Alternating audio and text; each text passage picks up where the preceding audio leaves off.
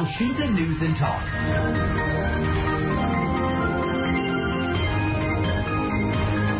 Sekjen PBB Antonio Guterres untuk pertama kalinya menerapkan pasal 99 Piagam PBB yang memaksa Dewan Keamanan PBB untuk menangani konflik yang terjadi di Gaza, Palestina. Guterres secara resmi menetapkan serangan Israel ke Gaza sebagai ancaman mendesak terhadap keamanan global. Diketahui bahwa pasal 99 dari bab 15 Piagam PBB sangat jarang digunakan dan hanya digunakan pemimpin PBB jika ada kondisi yang benar-benar mengancam perdamaian dunia secara keseluruhan. Apakah langkah Sekjen PBB ini dapat ampuh menyelesaikan konflik yang terjadi dan apa yang dapat dilakukan oleh Indonesia untuk mendukung langkah Antonio Guterres ini? Kita akan jumpai dosen hubungan internasional Binus University, Tia Mariatul Hiptiah.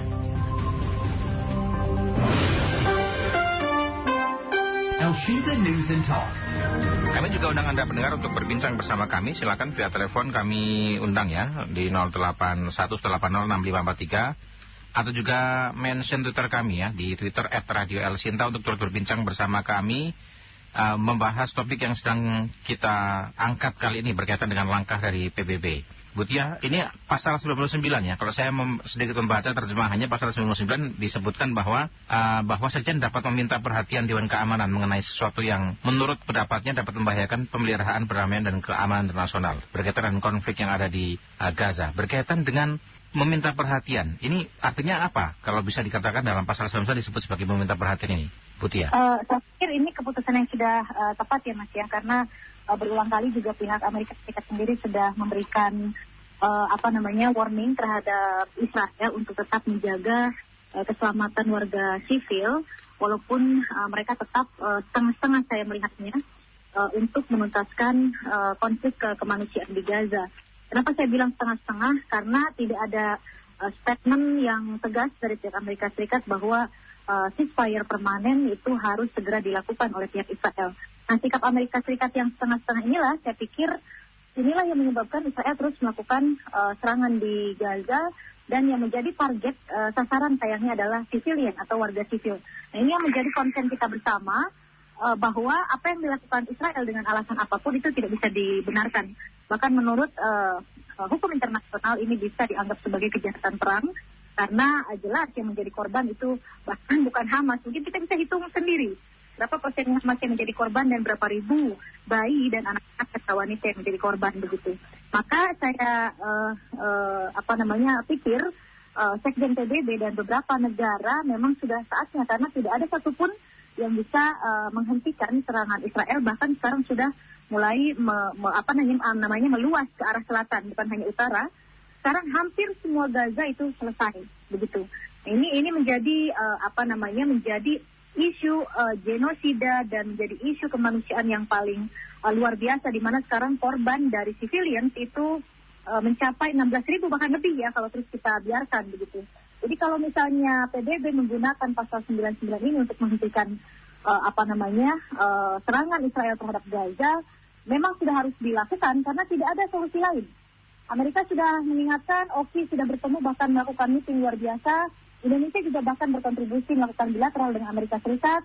Qatar juga sudah mulai bicara dengan Hamas, tapi ternyata semua tidak ada yang bisa menghentikan serangan Israel. Boykot juga saya pikir sudah dilakukan di beberapa negara dan kondisi beberapa perusahaan yang terafiliasi dengan Israel juga mengalami penurunan. Di Indonesia sendiri sekitar 45% ya dari Apindo sudah bilang bahwa ada penurunan beberapa merek tertentu yang disinyalir atau diduga merupakan afiliasi dari Israel. Tapi itu tidak bisa menghentikan juga Mas. Artinya memang pasal 99 DK PBB ini harus dibicarakan di UN. Dan ini saya pikir tidak mesti harus tidak hanya sebatas retorika gitu ya. Ini harus direalisasikan karena kalau dibiarkan krisis kemanusiaan ini tidak hanya menimpa Palestina, bisa menimpa negara-negara lain jika memang Israel tidak diingatkan untuk hal ini. Begitu Mas. Baik, ini artinya nanti dampaknya apa? Apa yang akan dilakukan Dewan Keamanan terhadap situasi yang ada di Palestina, di Gaza terutama? Apakah mereka kemudian akan melakukan semisal penghentian serangan begitu atau bagaimana? Peringatan yang dilakukan seperti berkatakan beberapa kali Israel diingatkan, tadi disampaikan oleh Butia juga tidak bergeming, begitupun juga Hamas juga tidak bergeming. Bagaimana nih melihatnya? Berdasarkan histori, UN itu sebetulnya saya bilangnya mungkin agak ekstrim ya, seperti tidak ada nyali gitu ya, maksudnya tidak ada power. Karena saya melihat bahwa state itu punya power seperti Amerika atau P5+1 secara negara. Apa itu P5+1? Negara-negara yang punya hak veto seperti Rusia, China, kemudian Amerika Serikat, Jerman begitu ya. Secara negara mereka lebih punya power dibandingkan UN. Dari konflik manapun UN itu biasanya tidak memiliki kekuasaan untuk bisa menghentikan satu konflik. Kita belajar dari Suriah, kita belajar dari Palestina, kita belajar dari Yaman. Yaman juga sempat digempur pasukan Amerika Serikat dan Saudi Arabia. UN juga diam begitu ya. Dan konflik Palestina di Gaza ini terjadi. Dan saya melihat, itu tadi saya khawatirnya pasal 99 ini hanya sebatas meeting di UN tapi tidak diaplikasikan. Karena kalau diaplikasikan seharusnya serangan Israel di Gaza itu terhenti begitu. Karena negara-negara yang mempunyai hak veto di situ harus betul-betul realisasikan penghentian ini, bagaimanapun caranya. Apakah itu Israel misalnya dilakukan serangan oleh pihak yang memang approve atau setuju dengan pasal 99 supaya dia berhenti begitu ya, atau bagaimana gitu. Sayangnya kan tidak ada yang berani melakukan ini, termasuk negara-negara OKI. Siapa yang berani? Mereka cukup bersuara saja, melakukan meeting. Negosiasi aja saya pikir Indonesia lebih semangat daripada negara-negara Arab begitu. Jadi ini harus direalisasikan, bukan hanya sebatas meeting di UN pasal 99 ini. Artinya memang kalau misalnya tetap tidak bisa dilakukan penghentian serangan di Gaza yang sudah mau 20.000 ini, Mas, warga sipil tinggal begitu ya. Ya mungkin alternatifnya adalah solusinya adalah diserang sama seperti kejadian Hiroshima Nagasaki begitu. Karena tidak ada lagi solusi, mau bagaimana? Semua sudah warning, bahkan Amerika sendiri sebetulnya sangat setuju dengan adanya two-state solution begitu ya. Negaranya sendiri, publiknya sendiri tidak setuju dengan genosida yang dilakukan Israel terhadap Gaza begitu. Eropa, Asia, semua memprotes kondisi ini, tapi tidak menyurutkan Israel berhenti.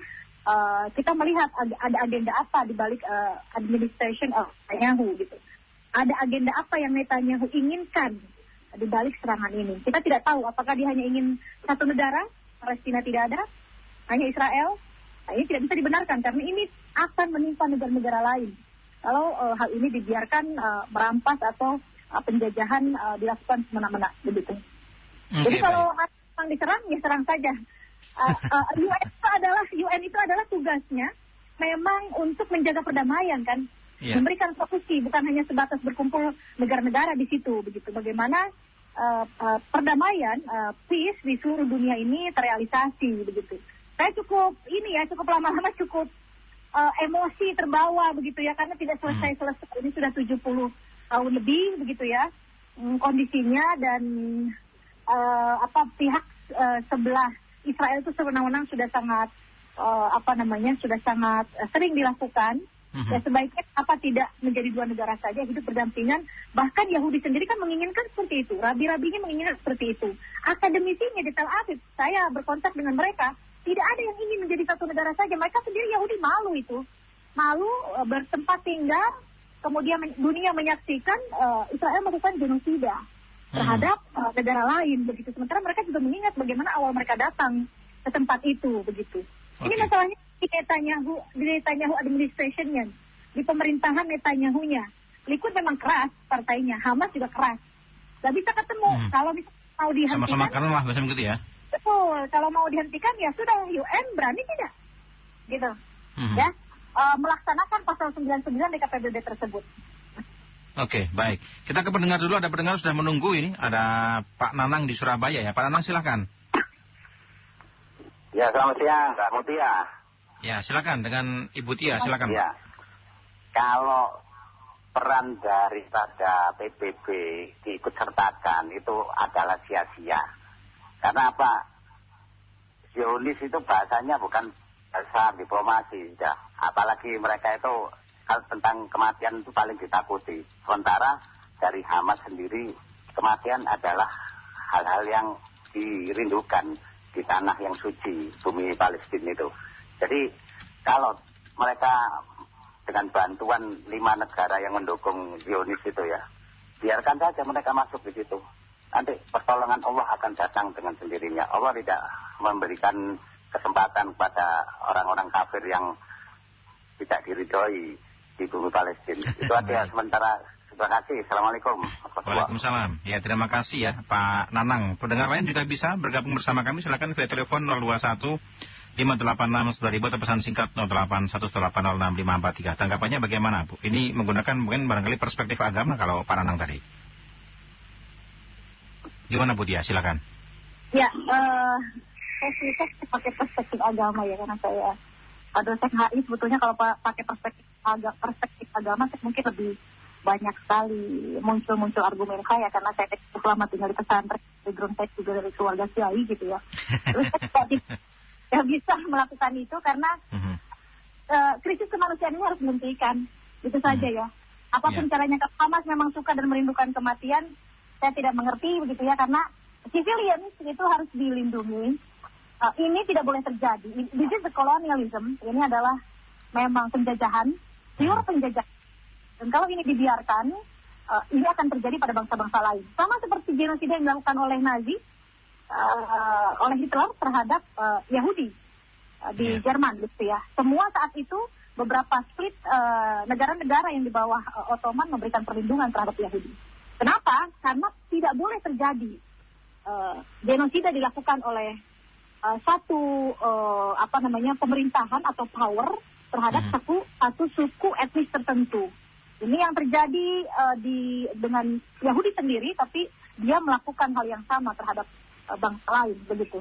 Nah, kita sekarang berjuang adalah atas nama civilian, atas nama warga sipil, atas nama kemanusiaan. Jadi harus dihentikan bagaimanapun caranya. Kalau tidak bisa Amerika menghentikan, Qatar juga yang dekat dengan Hamas tidak bisa menghentikan, Mesir juga cukup dekat hubungan atau relations dengan Israel tidak bisa menghentikan. Oki apalagi negara-negara Arab yang punya resource yang luar biasa tidak bisa menghentikan. Ya. Bahkan Amerika melakukan veto juga ya beberapa waktu yang lalu di dalam keamanan ya. Memang harus dilakukan karena mungkin saya pikir Sekjen PBB juga sudah stuck di situ ya, sudah kebingungan bagaimana krisis kemanusiaan di Gaza ini dihentikan karena sudah hampir mau 20.000 nyawa tidak berdosa dibombardir tanpa mereka tahu apa salahnya. Ini yang harus menjadi concern kita bersama. Bagaimana bukan perang sebetulnya. Kalau perang memang harus face to face, itu kan benar-benar digempur dari atas gitu ya, bahwa apa yang dilakukan Israel ini harus dihentikan. Dan Hamas juga semua harus duduk. Saya bilang dari awal semua harus duduk. Kalau mau two-state solution ya Hamas juga harus mau menerima itu. Mungkin bisa dilakukan dengan cara Turki, Erdogan yang diberikan kepada Kurdi dan kepada partai PKK diberikan kekuasaan atau power, karena dia kan partai politik Hamas itu. Jadi berikan hak lah begitu berpolitik, diberikan porsi, saya pikir semua akan baik begitu ya. Jadi memang harus ada pembicaraan dari berbagai pihak. Kalau masing-masing ego tidak akan ketemu, dan ketika tidak akan ketemu, ya negara-negara yang punya power di PBB harus turun. Dulu sempat ada perjanjian ya, two-state solution, kalau tidak salah Camp David atau apa itu ya. Tapi kemudian ketika pulang masing-masing akhirnya meninggal juga itu Bu Tia. Dibunuh oleh ini. Dengan kedutaan Amerika ya, maaf saya harus sampaikan ini. Mereka sangat setuju sekali dengan two-state solution begitu. Tapi itu tadi karena statementnya 50-50 bahwa self-defense itu masih nempel apa yang disampaikan oleh Amerika, sehingga menyebabkan Israel tetap berani melakukan serangan terhadap Gaza. Saya melihat bahwa Amerika harus tegas kalau memang ingin two-state solution, ya harus diberikan solusi juga terhadap Israel, berhenti atau memang mereka akan melakukan punishment begitu, atau kebijakan apa yang cukup membuat Israel terhenti. Kan ini tidak. Nah, ini terus membuat Israel terus menyerang. Saya tidak peduli mereka mendengarkan semua. Saya lebih konsen bagaimana civilian sebagai korban ini harus berhenti. Kita tidak ingin menimpa siapapun. Kejadian yang menimpa Palestina itu 20.000, bukan main-main. Itu nyawa manusia 20.000 dibombardir terus-terusan tiap hari. Itu yang menjadi konsen kita bersama. Tidak ada di sini isu agama, tidak ada. Ini pure semua di sini bersatu kok. Kristen dan Buddha dan Hindu di Indonesia juga bersatu. Saya pikir tidak ada yang setuju dengan kejadian bombardir di Gaza. Saya melihat di Amerika, mungkin Amas juga melihat, semua warga negara Amerika, Prancis, itu semua di Eropa pun semua Free Palestine, karena sudah jengah begitu ya dengan kondisi seperti ini begitu. Ini harus dihentikan, harus jadi dua negara. batasannya harus jelas. Apakah mau kembali ke Oslo II yang dibagi menjadi 3 bagian A, B, C wilayahnya, di mana A menjadi wilayah Palestina, B menjadi wilayah bersama, C menjadi wilayah Israel. Atau mau ada resolusi baru. Nah, itu dimitingkan kembali. Atau mau kembali ke Oslo II. Yang pasti mereka harus damai menjadi 2 negara, tidak ada lagi blokade-blokade, semuanya damai, semua berhak untuk hidup berdampingan secara bersama-sama. Nah, itu saya sebagai akademisi yang saya inginkan, saya berpikir juga semua bukan hanya masyarakat Indonesia tapi seluruh dunia menginginkan itu. Begitu. Ada pendengar bergabung ya, ada Ibu Miko di Jakarta Selatan. Bu Miko silakan. Selamat siang Bang Junior ya. Siang Bu Miko, sehat Bu Miko ya. Silakan Bu Miko. Bu Lia ya, Ibu. Dengan Ibu Tia. Oh Bu Tia ya, selamat siang Ibu. Ibu Tia Mariatul Hiptiah, silakan. Silakan Bu Miko. Iya, terima kasih. Jadi dulu saya tuh agak kaget juga mendengar bahwa orang Hamas itu merindukan kematian lah. Orang dikasih hidup kok pengen mati. Mati dengan cara begitu lah. Kalau udah begitu ya jangan hidup mestinya. Jadi saya pikir begini ya Ibu ya dan Bang Junior. Itu Amerika itu nggak bisa diandalkan untuk mendamaikan ini. Nah, kata nih boleh dibilang quote-unquote Amerika itu udah dijajah oleh Yahudi. Itu bankers, industrialis, orang-orang penting Amerika isinya Yahudi. Gimana dia nggak mungkin, dan sebetulnya bukan cuma Amerika tok, tapi ada orang-orang Eropa ya, jadi itu tidak mungkin mendamaikan. Kedua, Ibu tadi bilang hidup berdampingan Palestina dengan Israel. Saya pernah dengar dulu ada analis bilang mana bisa kita berdampingan dengan penjajah, contohnya aja analogi Indonesia suruh berdampingan sama Belanda, mana mau berdampingan di sini, karena itu kan tanah Israel. Nah kalau nggak mau berdampingan terus bagaimana? Nah di Gaza itu tinggal berapa belas persen yang didiami oleh orang Palestina, yang lain kan dirambah semua oleh Israel. Jadi ini pelik sekali gitu urusannya. Tapi kalau udah saya juga heran kenapa sih nggak dipindahin tuh seluruh warga tuh dikosongkan, tapi kalau mungkin dikosongkan langsung ditakluk sama Israel kali ya. Jadi saya lihat tuh video sampai mengerikan, kasihan banget deh. Kita bisa bikin apa Indonesia ini nggak bisa bikin apa-apa kan. Jadi saya pikir Hamas itu harus, kalau merasa memang dia tidak berdaya melawan Israel, harus mundur dikit dong. Artinya sedikit jangan terlalu keras gitu melawan mati-matian rakyatnya yang mati. Maksudnya pemimpinnya di Eropa tinggalnya kayaknya. Makasih ya Mas Bang. Baik, terima kasih ya. Tanggapan dari Bu Miko. Ada lagi Pak Soga di Medan. Pak Soga silakan. Halo Pak Soga. Silakan Pak Soga. Oh, terputus Pak Soga ya. Tadi Bu Miko yang menyampaikan pendapat tidak mungkin bisa berdampingan nih, katanya begitu. Bagaimana tanggapannya? Silakan Bu Tia. Ya, makanya muncul opini pasal 99 ini, Mas. Ya. Karena sebetulnya dunia menginginkan mereka hidup berdampingan secara damai, karena secara kehidupan atau aktivitas sehari-hari mereka sudah melakukan itu. Di mana saya visit ke sana, saya juga tidak bisa membedakan di sisi Palestina, di sisi Israel di area, karena mereka memang sudah damai secara civilian, gitu ya. Ini kan masalah politiknya keras nih, atasnya masing-masing, di mana Hamas juga menginginkan one state solution, di mana Netanyahu dan krominya juga menginginkan satu negara begitu. Tapi kondisi siviliannya mereka sebetulnya sangat damai sekali. Saya melihat dengan mata kepala sendiri bagaimana mereka hidup berdampingan, ekspor impor, perdagangan. Dalam kehidupan sehari-hari pun mereka hidup berdampingan secara damai. Begitu, tidak ada masalah sebetulnya. Jadi korban politik dan rakus kekuasaan dari masyarakat sivil ini yang terjadi. Dan ini harus diberikan terus knowledge kepada masyarakat kita bahwa two state solution sebagaimana Kementerian Luar Negeri Indonesia juga approve terhadap hal itu. Bahkan kita tegas. Kita membuka hubungan diplomatik dengan Israel ketika Israel approve terhadap two state solution. Dan kita mengikuti itu. Saya juga setuju dengan kebijakan luar negeri Indonesia tentang Palestina Israel bahwa hanya ingin membuka hubungan diplomatik dengan Israel ketika Israel mengakui Palestina, memerdekakan Palestina dan berdiri menjadi 2 negara secara berdampingan. Mungkin, sangat mungkin.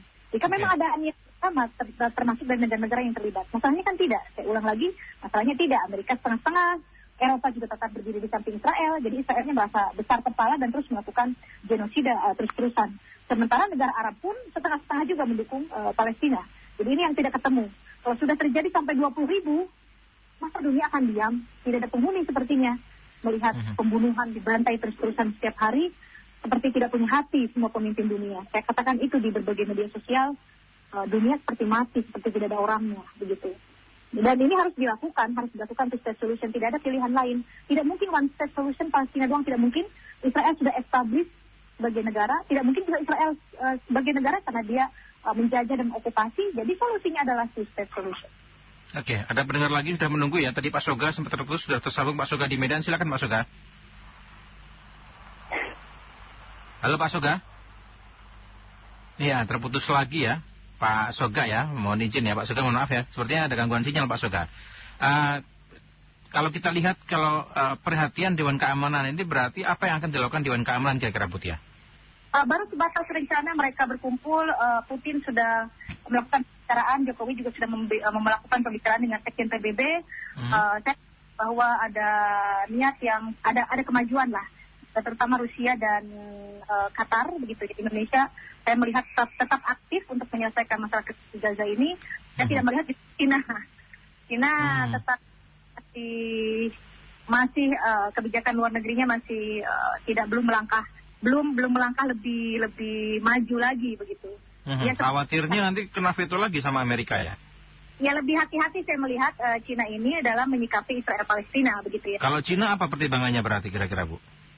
Saya berbeda ketika China melakukan sebagai mediator antara Iran dengan Saudi Arabia. Itu panjang loh itu konfliknya dua negara itu. Tapi mereka begitu. Dan itu China tegas begitu. Nah, untuk konflik Palestina Israel ini cukup hati-hati karena kemarin Jinping juga kan ketika presiden kita bertemu dengan Presiden Biden, Jinping juga bertemu dengan Amerika Serikat. Mungkin ada deal-deal tertentu yang membuat China stuck dan diam tidak mengambil langkah. Saya melihat baru Qatar, negara-negara Arab, Saudi Arabia, terutama OIC dan Rusia sudah cukup tampil ke permukaan. Kemudian saya melihat Sekjen PBB juga under pressure ya, sudah mulai tegas begitu. Nah, saya harapkan ada beberapa negara lagi yang maju. Saya berharap China karena ini merupakan negara di P5+1 yang cukup besar dan kuat untuk lebih maju lagi sehingga krisis kemanusiaan di Gaza ini bisa diselesaikan. Saya akan terus berbicara Mas di media sampai benar-benar berhenti dan syukur-syukur sampai sukses solusi tercipta, Palestina merdeka, mereka hidup berdampingan secara damai. Begitu Mas. Baik, jadi artinya sebetulnya ini masih bisa panjang ya. Kita di tengah ini, di tengah perundingan ini kita masih akan menyaksikan bagaimana kemudian korban-korban dari kedua belah terutama di Gaza ini akan terus berjatuhan berarti ini Bu Tia. Iya. Selama tidak ada action apapun dari pihak UN, terutama negara-negara besar yang punya power, Israel akan menghabisi dan menyelesaikan Gaza. Dan ini yang tidak kita inginkan. Begitu. Oke. Baik, kalau saya bacakan beberapa pesan singkat ya. Ada disampaikan di sini ada pendengar kami yang menyampaikan sepakat dengan Ibu Narsum bahwa genosida yang dilakukan Zionis ini sudah jauh dari kemanusiaan. Bagi mereka ini dilakukan karena prinsip yang dipegang oleh mereka bahwa selain dari mereka itu adalah binatang. Mohon maaf ya, dia menyampaikan begitu kan. Pendengar menyampaikan seperti itu. Kita ini seharusnya bisa memiliki sikap yang cukup tegas. Ada lagi Pak Yap menyampaikan, saya mau tanya, Hamas pejuang kemerdekaan Palestina dan Hamas Gaza diobrak-abrik oleh Israel, tapi pemerintah Palestina itu kemana ya? Entah itu presidennya ataupun para menterinya. Pak Dewa menyampaikan, saya menunggu komando dari Pak Jokowi untuk perang melawan Israel. Begitu ya, jangan begitu ya Pak. Apalagi cuma bawa runcing ini menyampaikan seperti itu. Mungkin barangkali dua pendapat tadi ya disampaikan oleh pendengar kami yang Pak Ayat dan juga siapa nih, Pak Mahdiin menyampaikan. Tanggapannya silakan. Ya, itu saya tertarik dengan komentar yang dari Bapak siapa tadi ya mengenai kemana sebetulnya Palestina yang lain. Pak Yayat ya. Ya, hanya Hamas. Karena begini Mas, banyak mungkin orang Indonesia yang tidak mengerti bagaimana faksi-faksi di Palestina itu banyak sekali. Ada faksi PDEP, itu adalah faksi khusus Kristen Palestina. Yang mendukung dan ingin merdeka. Itu Kristen loh ya, agamanya khusus itu, faksinya sendiri. Ada faksi Islam Palestine, Jihad Palestine, itu tapi sudah disurut ya, sudah tidak begitu kuat lagi.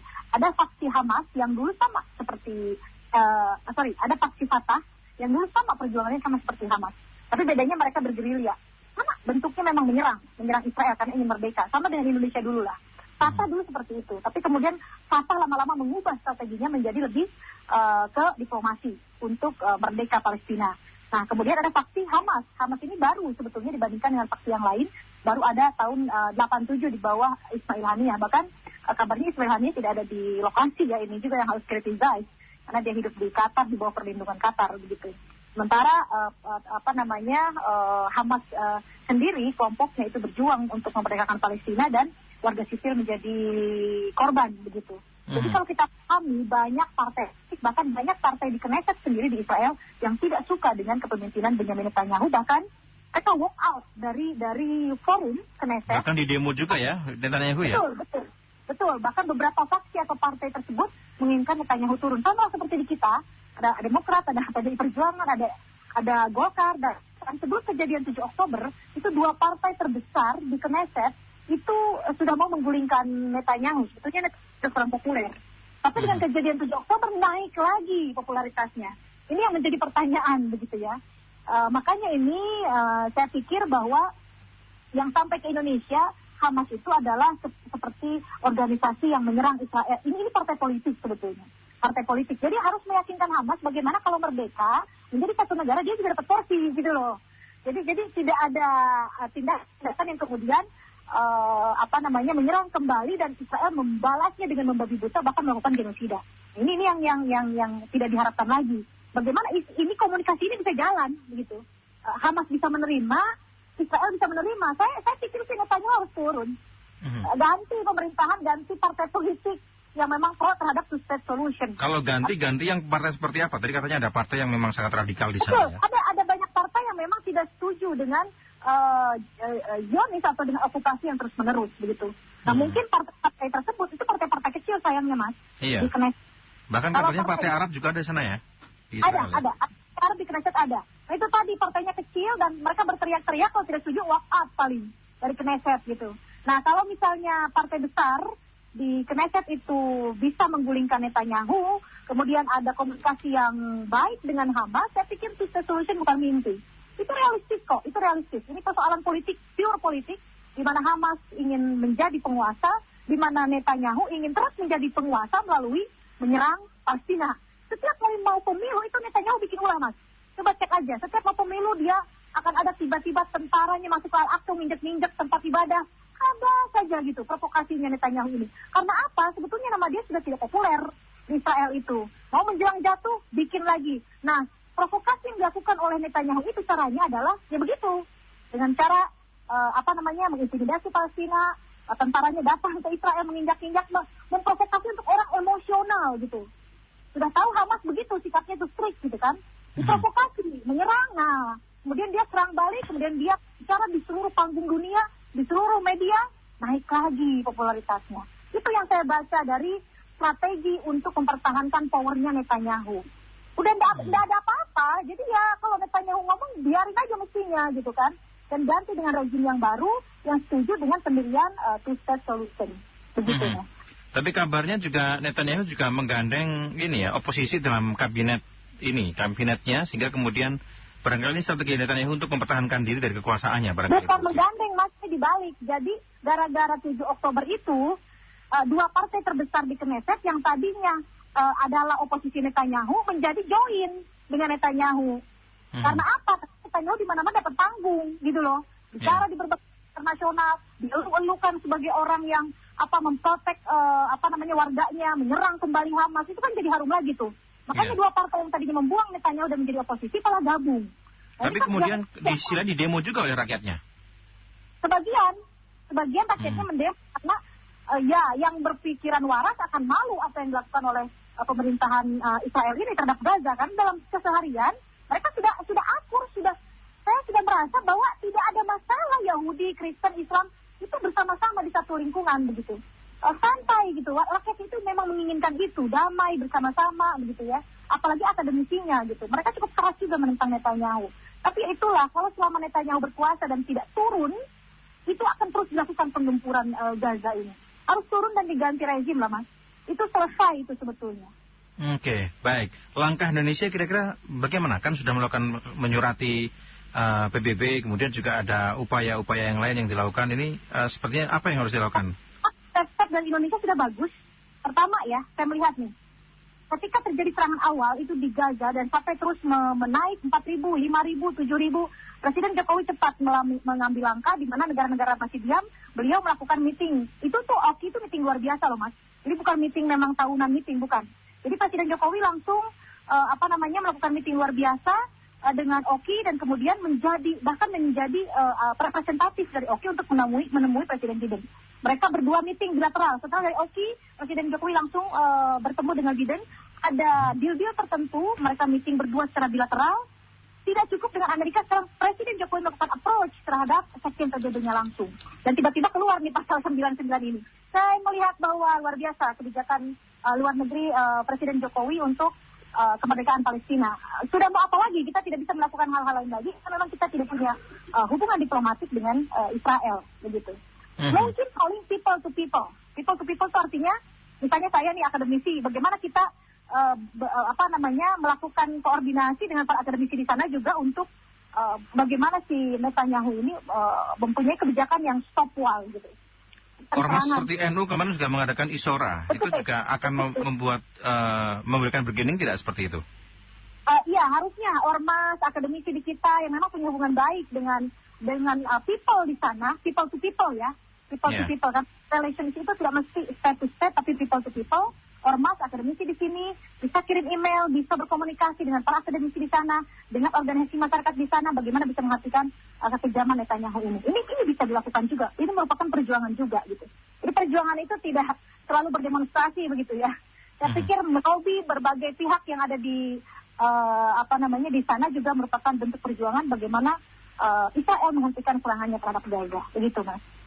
Baik, terima kasih Bu Tia sudah berbincang bersama Ersita pada kesempatan siang hari ini. Selamat siang. Saya sudah menunggu. Baik. Selamat siang Bu Tia. Selamat siang. Demikian mendengar dosen hubungan internasional Binus University Tia Mariatul Hiptiah. Elshinta News and Talk.